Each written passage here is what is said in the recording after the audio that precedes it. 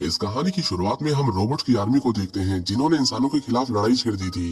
ये रोबोट सिर्फ साफ सफाई और ऐसे कामों के लिए बनाए गए थे जिन्हें इंसान नहीं करना चाहते। लेकिन फिर उन्होंने खुद सोचना सीख लिया और फैसला किया कि अब इंसान उनके भविष्य का फैसला नहीं करेंगे। दोनों के बीच लगातार 2 सालों तक लड़ाई चलती रही, जिसमें हजारों जाने गयी। वो बेचारे थक जाते थे, पर रोबोट्स नहीं, इसलिए इस लड़ाई में उन्हीं की जीत हो रही थी। लेकिन तभी एक जीनियस साइंटिस्ट एथन स्केट ने कुछ ऐसा बना डाला जिसने पूरा गेम ही पलट दिया। उसने एक ऐसा डिवाइस तैयार किया जिसमें इंसान रोबोट्स को मैनुअली कंट्रोल कर सकते थे। फिर क्या था, इंसानों ने अपनी खुद की ह्यूमन बॉट आर्मी खड़ी कर दी। अब सोल्जर्स को अपनी जान जोखिम में डालने की जरूरत नहीं थी, वे घर बैठे ही उनसे लड़ सकते थे। इसके बाद रोबोट्स की हार शुरू हो गई। उनके लीडर को भी जल्दी समझ आ गया कि अब इस जंग को जीतना नामुमकिन है। आखिरकार उसने इंसानों के साथ समझौता कर लिया। तय हुआ कि सारे रोबोट इंसानी बस्तियों से कोसों दूर रेगिस्तान में रहेंगे। 6000 से भी ज्यादा रोबोट्स को बंजर रेगिस्तान में एक हाई सिक्योरिटी जेल में कैद कर दिया गया, जहाँ से निकलना नामुमकिन था। इंसानों ने रोबोट्स पर पूरी तरह बैन लगा दिया। अगर कोई रोबोट्स को छुपा कर रखता पकड़ा गया तो उसे देशद्रोही माना जाता। लड़ाई खत्म होने के बाद ईथन के न्यूरोकास्टर्स भी किसी काम के नहीं थे। कंपनी की सेल्स गिरने लगी, जिसके बाद उसने उन्हें फिर से मार्केट में लॉन्च किया। लेकिन इस बार न्यूरोकास्टर को लड़ाई के लिए नहीं, बल्कि घरेलू कामों के लिए डिजाइन किया गया था। इस नए प्रोडक्ट से इंसान एक ही समय पर 2 काम कर सकते थे। उनकी बॉडी तो रोबोट के अंदर रहती, लेकिन उनका दिमाग छुट्टी पर। इंसान अब काम और आराम दोनों एक साथ कर सकते थे। इसके बाद हम मिशेल को देखते हैं, जिसने 1 साल पहले कार एक्सीडेंट में अपने भाई और अपने मम्मी पापा को खो दिया था। उसका भाई क्रिस्टोफर एक जीनियस था। जब उसने कॉलेज में टेस्ट दिया तो उसे पता चला कि वो आइंस्टाइन से भी ज्यादा स्मार्ट था। साइंटिस्ट लेवल के टेस्ट तो वो ऐसे पार करता था जैसे नर्सरी के एग्जाम हो। मिशेल को उस पर नाज था, मगर अब उसकी यादें सिर्फ उसे तकलीफ देती थी। ईथन के न्यूरोकास्टर्स इतने काम के साबित हुए कि स्कूल में बच्चों का उसे पहनना कंपलसरी हो गया। मिशेल सबसे अलग लड़की थी। उसे किताबों से प्यार था, न कि ऐसी दुनिया से जहाँ लोग हर वक्त सिर पर हेलमेट पहनकर रखते हैं। इस बदलती दुनिया में अपने परिवार के बिना वो अकेला महसूस करती थी। उसका फोस्टर डैड भी हर वक्त सोफे पर पड़ा रहता था। एक रात जब मिशेल अपने घर में थी, तभी बाहर से आने वाली आवाज ने उसका ध्यान खींच लिया। मिशेल देखती है कि एक नींबू के सर वाला रोबोट उसके घर में घुसने की कोशिश कर रहा था। मिशेल मदद के लिए चिल्लाई तो रिटायर्ड बहरा हो चुका था। वो रोबोट कुछ बताने की कोशिश कर रहा था, पर उसका स्पीकर खराब हो गया था। उसने अपने सर का ढक्कन खोला और मिशेल को उसे ठीक करने को कहा। मिशेल ने वायर जोड़ी, जिसके बाद वो रोबोट बोलने लगा। उसने कहा, मैं क्रिस्टोफर हूँ, तुम्हारा भाई। उसने फोटो उठाकर खुद की तरफ इशारा किया, लेकिन तभी वहाँ टेड आ गया। उसने कहा, तुम मेरे घर में रोबोट ले आई। पता भी है कि पुलिस मेरे साथ क्या करेगी अगर उन्हें पता चला कि मेरे घर में एक रोबोट है। वो पुलिस को फोन करने लगा, लेकिन मिशेल ने उसे टेजर गन से बेहोश कर दिया और दोनों भाग गए। क्रिस टूटी फूटी लैंग्वेज में उसे बताने की कोशिश करता है कि मैं मरा नहीं हूँ। मिशेल को तो यकीन ही नहीं हुआ कि उसका भाई एक रोबोट के अंदर था। उसने पूछा, तुम्हारी बॉडी कहाँ है? जिसके बाद क्रिस ने उसे मैप लाने को कहा और एक्सक्लूजन जोन पर उंगली रखकर इशारा किया कि मैं यहाँ हूँ। एक्सक्लूजन बहुत बड़ी जगह थी, इस तरह तो वो क्रिस को कभी नहीं ढूंढ पाती। पर क्रिस ने उसे बताया कि डॉक्टर जो चश्मा पहनता है वो जानता है कि मैं कहाँ हूँ। चश्मे से मिशेल को एक डॉक्टर याद आया। शायद क्रिस उसी आदमी की बात कर रहा था जिसने एक्सीडेंट के बाद उनका इलाज किया था। उसे ठीक से याद था कि वो भी चश्मा पहनता था। अंदर जाना इतना आसान नहीं था, पर मिशेल जानती थी कि ऐसे भी कुछ लोग हैं जो अंदर जाते हैं। उसने एक बॉक्स पर उस आदमी का एड्रेस देखा जो रोबोट्स के पार्ट्स को चोरी करके उन्हें ब्लैक मार्केट में बेचा करता था। यही आदमी उन्हें अंदर ले जा सकता है, ये सोचकर दोनों न्यू मैक्सिको के लिए रवाना हो गए। रात तक वो वहाँ पहुँच गए। अब बस उन्हें उस आदमी का इंतजार था जो लॉकर से पैसे निकालने आएगा। कुछ देर बाद एक आदमी आया। ये वही आदमी था जिसकी उन्हें तलाश थी। जॉन एक आदमी को रिवॉल्वर बेच रहा था, लेकिन उस आदमी ने उसी को धोखा दिया और उल्टा उसी पर बंदूक तान दी। जॉन ने कहा, देख भाई, अगर तू इस लोहे के डब्बे में नहीं होता तो कभी ये गलती नहीं करता। मेरे पैसे दे दे और मैं यहाँ से चला जाऊंगा। पर जब वो आदमी नहीं माना तो जॉन ने उसे बिजली का झटका दिया और उसके रोबो को खराब कर दिया। उसे पैसे तो नहीं मिले, लेकिन उसके पार्ट्स को बेचकर वो नुकसान की भरपाई कर लेता। जॉन का एक रोबोट दोस्त भी था जो उसकी इन कामों में मदद करता था। मिशेल और क्रिस दोनों उसके ट्रक में घुस जाते हैं और एक्सक्लूजन जोन के पास बने एक टनल तक पहुंचते हैं, जिसे जॉन ने अपना घर बना लिया था। वहीं दूसरी तरफ हम आरटीडीएफ ऑफिसर को देखते हैं जो टेड की कंप्लेंट पर मिशेल को ढूंढ रहा था। अंदर मिशेल देखती है कि जॉन और उसका रोबोट एक दूसरे के कुछ ज्यादा ही अच्छे दोस्त थे। वो आपस में लड़ते थे, हंसी मजाक करते थे और जॉन को देखकर लग रहा था कि उस रोबोट के अलावा उसका दुनिया में कोई नहीं था। क्रिस ने एक्सक्लूजन जोन के अंदर जाने वाली टनल देखी। वो मिशेल के साथ अंदर जा ही रहा था कि तभी वो गलती से अलार्म से टकरा गए, जिसने जॉन को अलर्ट कर दिया। उसने कहा, हाँ तुम सुनहरे बाल वाली लड़की, तुम छुपो मत, मैंने तुम्हें देख लिया है। हरमन ने कहा, ये तो लड़की है, ये यहाँ क्या कर रही है? मिशेल कहती है कि मैं जानती हूँ कि तुम अंदर जाकर पार्ट्स चोरी करते हो। डरो मत, मैं किसी को नहीं बताऊंगी। मुझे बस अंदर जाना है और तुम भूल जाना कि मैं कभी यहाँ आई थी। जॉन ने उसे समझाया कि बच्चे वो कोई पिकनिक स्पॉट नहीं है, वहाँ हर चीज तुम्हारी जान लेने के लिए तैयार बैठी है, अंदर गई तो मारी जाओगी। दोनों बहस कर रहे थे तभी वहाँ अफसर आ गया और उसने सरेंडर करने को कहा। उसने कहा तुम समझौते का उल्लंघन कर रहे हो, रोबोट्स रखना इलीगल है, इन्हें मेरे हवाले कर दो वरना जिंदगी भर जेल में सड़ोगे। उसने रोबोट्स पर हमला किया लेकिन चारों ने अपने दिमाग का यूज करके उसे हरा दिया। वो एक्सक्लूजन जोन की ओर भागने लगे पर तभी मार्शल ने अटैक किया और उन्हें पकड़ लिया। वो क्रिस को मारने वाला था पर मिशेल ने उसे जेसीबी से कुचल दिया। चारों किसी तरह अंदर तो आ गए पर उनकी टनल टूट गई और बाहर जाने का रास्ता बंद हो गया। जॉन गुस्से में मिशेल के ऊपर चिल्लाने लगा।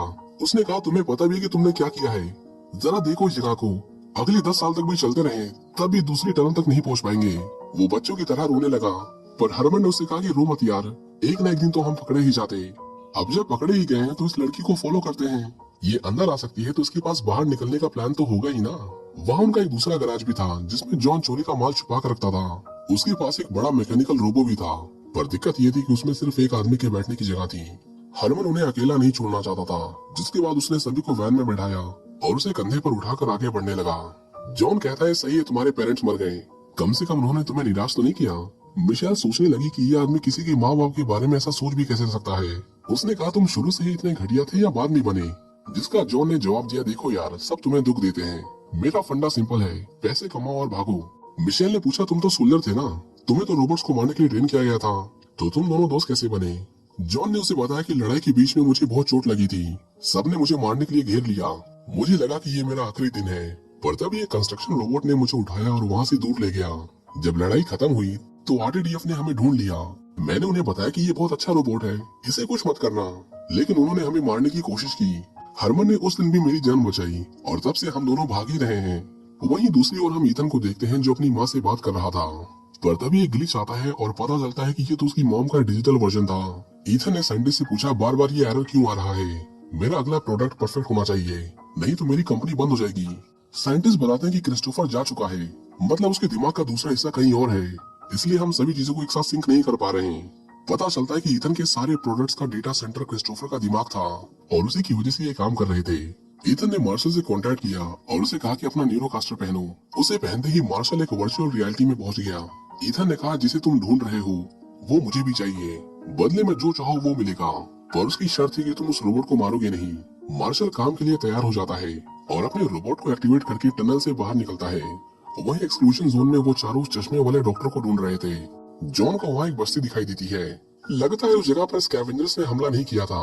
वो सोच ही रहा था कि अंदर कैसे घुसा जाए, पर तभी एक बड़ा सा फ्रिज उड़ता हुआ उसकी वैन को जोर से टक्कर मारता है। रोबोट्स की टोली ने उन पर हमला कर दिया था। वो एक से बढ़कर एक भारी भरकम चीजों की बारिश कर देते हैं और उन्हें पकड़ लिया जाता है। जब उन्हें अंदर लाया गया तो जॉन ने देखा कि वहाँ ढेर सारे रोबोट्स थे और वो भी अच्छे रोबोट्स जो हमला नहीं करते। मिस्टर पीनट जो रोबोट्स का लीडर था कहता है कि तुमने समझौते का उल्लंघन किया है, तुम्हारा यहाँ होना इंसानों को एक वजह देगा मेरी इस छोटी सी दुनिया को उजाड़ने का। ज्यादा से ज्यादा मैं तुम्हें 10 मील दूर रेगिस्तान में छोड़ सकता हूँ, वहाँ से तुम कहीं भी जाना, लेकिन यहाँ वापस मत आना। पर वो अपने भाई के बिना वहाँ से नहीं जाना चाहती थी। मिशेल ने कहा हम एक डॉक्टर को ढूंढ रहे हैं, उसने मेरे भाई को किडनैप किया है। वो सोच में पड़ गया कि वो डॉक्टर भला बच्चे क्यों किडनैप करेगा, पर उसने बताया कि हाँ तुमसे पहले यहाँ एक डॉक्टर था लेकिन मैंने उसे निकाल दिया। जॉन मिशेल को समझाता है कि वो डॉक्टर अगर यहाँ नहीं है तो वो अब तक मर चुका होगा, ये जगह सही नहीं है, हमें यहाँ से जाना होगा। मिशेल ने सारी उम्मीदें खो दी थी, पर उसी रात एक रोबोट उसके पास आती है और उसे एक लेटर देते हुए कहा कि डॉक्टर क्लार्क ने जाने से पहले मुझे कहा था कि अगर क्रिस्टोफर नाम का यहाँ कोई आए तो ये उसे दे देना। उस लेटर में उसका एड्रेस था, लेकिन प्रॉब्लम ये थी कि वो स्कैब्स के इलाके में था। मिस्टर पीनट उनकी बातें सुन लेता है, वो कहता है कि वो जगह खतरनाक है, वहाँ जाना ठीक नहीं, लेकिन मिशेल अपने भाई के बिना कहीं नहीं जाने वाली थी। उसकी जिद के सामने आखिर में उसे हार माननी पड़ी और उन्होंने फैसला किया कि वो एक साथ उस इलाके में जाएंगे। लेकिन उन्हें नहीं पता था कि मार्शल उनका पीछा कर रहा था। स्कैब्स के इलाके में पहुंचते ही उन्होंने उन पर अटैक कर दिया। मिशेल ने कहा दरवाजा खोलो, लेकिन अंदर से कोई जवाब नहीं आया। धीरे धीरे वो और करीब आ रहे थे, पर तभी तेज म्यूजिक बजने लगा जिससे रोबोट्स डरकर भाग गए। वो सभी धड़ाम से नीचे गिरे, जहाँ डॉक्टर क्लार्क हथियार लिए उनका स्वागत करता है। वो पूछता है तुम लोग कौन हो, लेकिन तभी क्रिस ने उसका वो लेटर दिखाया और कहा डॉक्टर मैं क्रिस हूँ। मिशेल क्लार्क पर बहुत गुस्सा थी, उसने पूछा तुमने मेरे भाई को कहाँ रखा है। डॉक्टर कुछ बताने को तैयार नहीं था, लेकिन जब जॉन ने उसे जोर का घूंसा मारा तो वो फटाफट सब उगलने लगा। उसने कहा हमारे लोग मर रहे थे, ईथन ने न्यूरोकास्टर तो बना लिया, लेकिन उससे इतनी बड़ी आर्मी खड़ी करने के लिए उन्हें बेहिसाब कंप्यूटिंग पावर की जरूरत थी। इतना बड़ा और कॉम्प्लेक्स सिस्टम ना इंसान ने बनाया था और ना अगले 100 सालों तक बना पाता। तब तक तो रोबोट्स इंसानों को धरती से खत्म कर देते। लेकिन तभी हमें तुम्हारे भाई के बारे में पता चला। एक्सीडेंट के बाद वो कोमा में चला गया था। जब मैंने उसके ब्रेन को स्कैन किया तो हमें जो मिला वो किसी वरदान से कम नहीं था। उसके ब्रेन में अनलिमिटेड कंप्यूटेशन पावर थी। ईथन ने उसे कंप्यूटर की तरह इस्तेमाल करने का सोचा, जो लाखों न्यूरोकास्टर्स को ड्रोन, रोबोट्स और उन सभी से जोड़ सके जो उसकी कंपनी बनाती थी।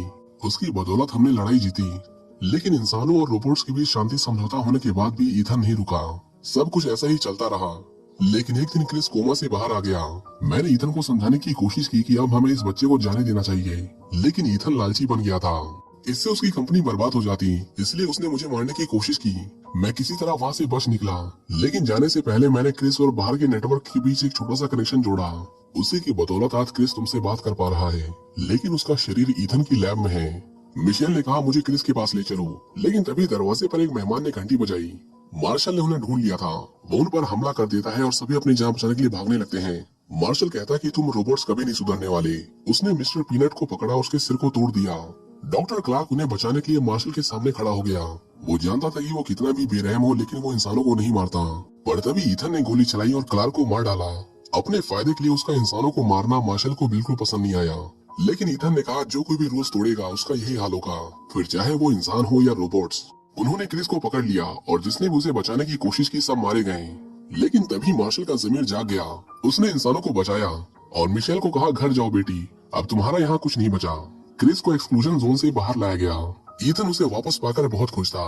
उसने जल्दी से क्रिस के ब्रेन और उसकी बॉडी को आपस में जोड़ दिया, जिससे न्यूरोकास्टर में आने वाली प्रॉब्लम्स अपने आप ठीक हो गयी। मार्शल ने कहा तुमने मुझे बताया नहीं कि इस रोबोट में एक इंसान है। तुमने जो किया वो गलत है, तुम हत्यारे हो। लेकिन ईथन ने कहा क्या फर्क पड़ता है, अगर मैं ना होता तो ना जाने कितनी जानी जाती। वो जंग जो तुमने जीती, तुम्हारे सारे मेडल्स, वो तुमने नहीं किया, वो मैंने किया और इस लड़के ने। ये हमारा भविष्य है और मैं इंसानों को शांत देखना चाहता हूँ। अब किसी को तो सैक्रिफाइस करना पड़ेगा। मार्शल का तजुर्बा कहता था कि इंसान की तकलीफ उसे इंसान बनाती है। उसने ईथन को भी यही समझाने की कोशिश की, लेकिन उसने फैसला कर लिया था। वहीं दूसरी ओर मिशेल और जॉन लड़ाई की तैयारी कर रहे थे। उसने मिस्टर पीनट और उसके दोस्तों से मदद मांगी, लेकिन पीनट ने कहा तुम क्या चाहती हो, हम हमेशा लड़ते रहे, जंग हमारा सपना नहीं था। उन्होंने पहले भी हमें हराया है, इस बार मैं अपने परिवार को नहीं खोना चाहता। मिशेल ने उन्हें समझाने की कोशिश की कि ना रोबोट्स बुरे थे ना इंसान, अगर कोई बुरा था तो वो था ईथन। क्रिस के बिना वो कुछ नहीं है, हम मिलकर उसे रोक सकते हैं। उसकी बातें सुनकर मिस्टर पीनट के अंदर उम्मीद की किरण जागी। इसके बाद वो सभी एक साथ एक्सक्लूजन जोन से बाहर निकले और ईथन के हेडक्वार्टर पर हमला कर दिया।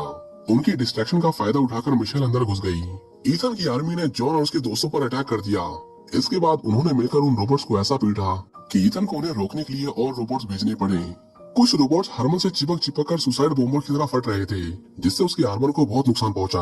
वो टूट कर छोटा होता गया, लेकिन फिर भी उसने हिम्मत नहीं हारी और लड़ता रहा। वहीं दूसरी तरफ ईथन भी मैदान में उतर गया और एक एक करके सबको मारने लगा। मिशेल ने देखा कि उसके भाई को लाइफ सपोर्ट पर जिंदा रखा गया था।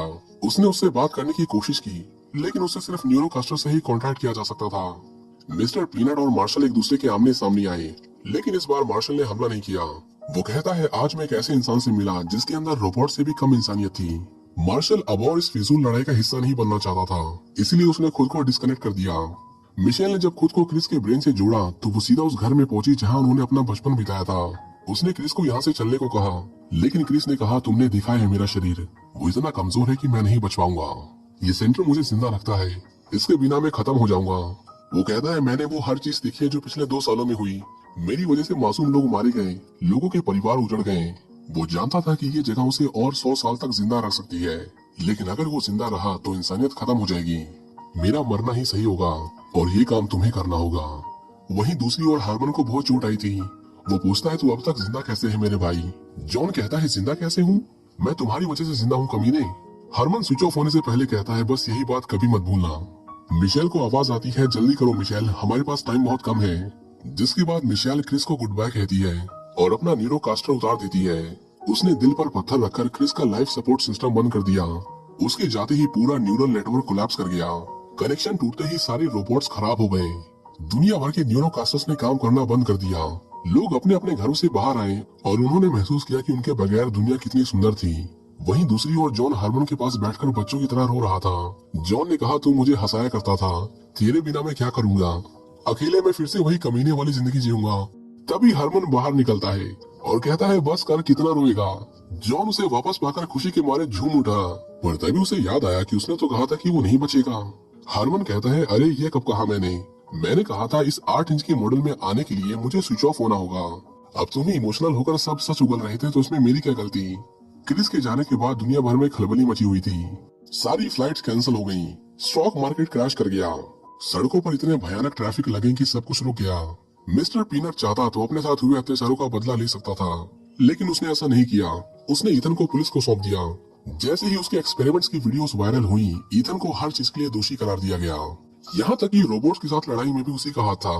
पूरी दुनिया जानना चाहती थी कि वो बहादुर लड़की कौन थी जिसने ईथन का सच सबके सामने लाया। जॉन के कहने पर मिशेल कैमरे के सामने आई और उसने इस नई दुनिया के लिए एक मैसेज रिकॉर्ड किया। आखिर में हम उस रोबोट को देखते हैं जिसमें क्रिस ने अपने ब्रेन को अपलोड किया था। सबने उसे मरा हुआ समझकर कचरे में फेंक दिया, लेकिन वो मरा नहीं था। एक डॉग जब पानी पी रहा था तभी उसके पानी में रोबोट की रिफ्लेक्शन दिखाई देती है, जिसका मतलब क्रिस अभी जिंदा है और वो वापस लौटेगा। इसी के साथ ये कहानी यहीं खत्म हो जाती है। Thank you for watching.